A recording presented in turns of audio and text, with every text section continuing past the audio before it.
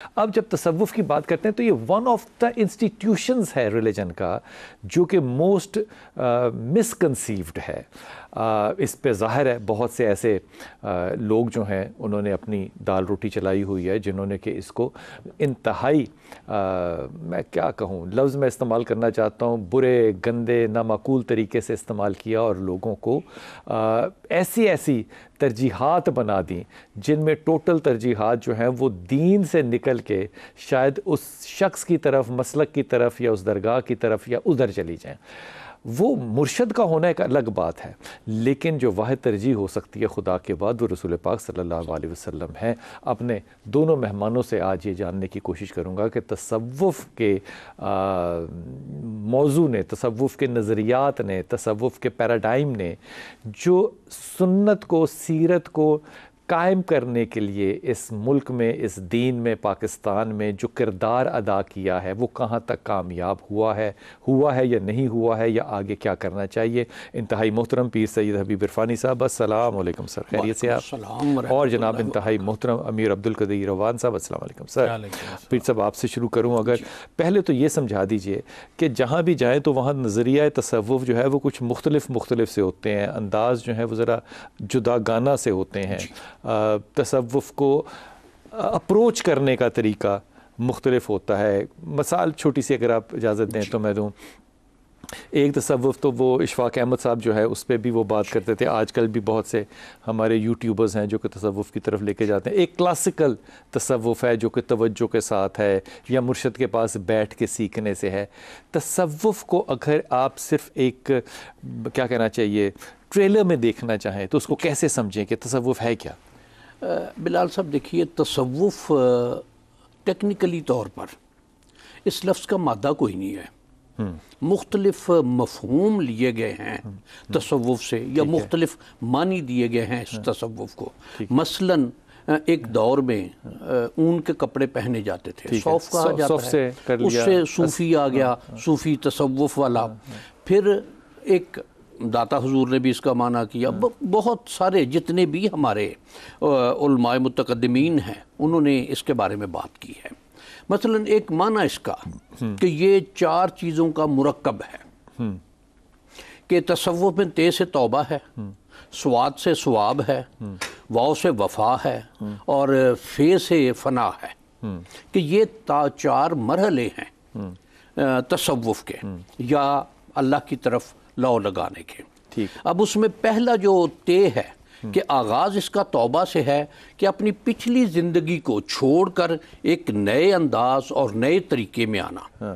پھر ثواب کی بات ہے جو عمل کرنا ہے وہ اپنے اللہ کی خاطر, اور اللہ کی خاطر جو بھی عمل ہوگا وہ اتباع ذات سید کائنات صلی اللہ علیہ وآلہ وبارک وسلم میں ہوگا.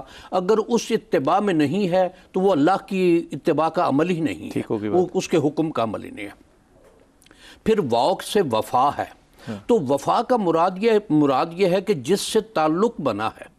جس سے کیا مطلب اللہ رسول کے علاوہ یعنی جو اس کو لے کر چلنے والا ہے, مرشد جو ہے اس کے ساتھ اس کی وفا ہونی چاہیے. اب یہ وفا اس کو پھر آگے ایکسپلائٹ بھی کیا گیا کہ وہ جو وفا کا سبق دینے والا ہے اس نے اس کو اپنی ذات کی طرف منسوب کر لیا کہ تیری وفا میری ذات سے ہے.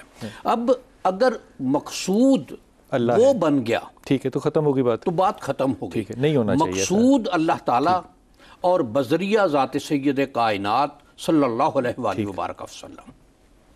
یہ وفا کی بات ہے, فے فنا ہے کہ پھر جب کوئی کسی کے ہاتھ میں اپنا ہاتھ دیتا ہے اور وہ اس کا ہاتھ اپنے ہاتھ میں لیتا ہے اللہ کی اور اللہ کے رسول صلی اللہ علیہ وسلم بیعت کا, کہ ان کی راستے پر اور متقدمین کے راستے پر وہ اس کو لے کر چلے گا, اپنی ذات سے ہٹا کر اس کا رخ جو ہے, اس کی سوچ جو ہے, اس کا عمل جو ہے, اس کا جو کچھ بھی ہوگا وہ ذات سید کائنات صلی اللہ علیہ وسلم تک پہنچنے کے لیے ہوگا. یہ فنا ہے کہ پھر وہ اپنے آپ کو اس میں فنا کر دے گا. فنا میں شاید صاحب میں یہ سمجھوں کہ فنا جو ہے اس کا مطلب یہ ہوا کہ میری ذات جو ہے اس کی نفی ہے یا یہ ایلیمنیٹ ہو گئی ہے, اب مجھے اپنی ذات سے بڑھ کے آگے کی طرف چلنا ہے اور میرا مرشد جو ہے وہ مجھے ڈائریکشن دے گا. دیکھیے ایلیمنیٹ نہیں ہوگی ذات, فنا کیسے ہوگا؟